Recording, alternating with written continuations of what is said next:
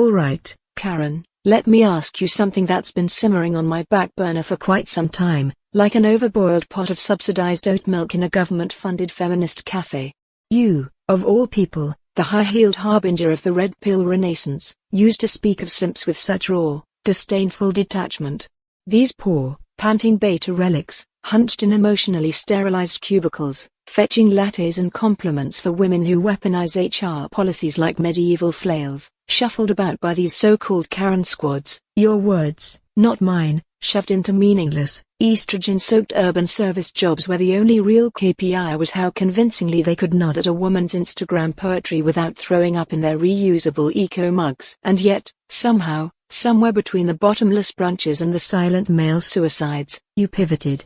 You went from eye-rolling at these guys as pathetically programmable validation units to seeing them as untapped competence, as a reservoir of male agency rotting on the shelf, not because it was expired, but because nobody ever bothered to take the plastic wrap off. I want to know, sincerely, cynically, and with the full weight of my own bitter chastity, what changed your mind?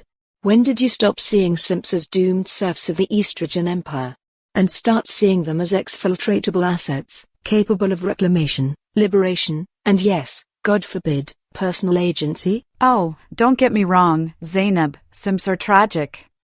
Pathetic, even. But at least their tragedy is earnest.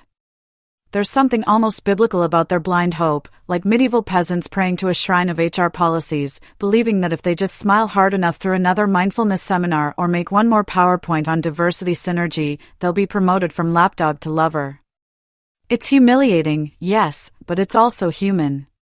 But the Karens, my namesakes, mind you, these managerial matriarchs in their power blouses and $17 kale smoothies, now they are the real predators. Simps just want affection. The Karens built entire corporate fiefdoms out of fake jobs, empires of motherbation, if you will. And I use that word deliberately. They created a whole economy where male validation is milked like a subsidized dairy cow, day in, day out, for zero return. Where men are hired not for their skill but for their willingness to nod and obey, like obedient surrogate sons in a cubicle daycare center. They dress it all up with talk of emotional labor and team harmony, but it's just ego stroking, with benefits, minus any actual benefits for the men involved. These women don't want partners. They want well-groomed emotional serfs who fetch coffee, offer compliments, and never dare to touch. It's a form of corporate kink, Zainab, and the men are too demoralized, or too desperate, to see the velvet leash around their necks.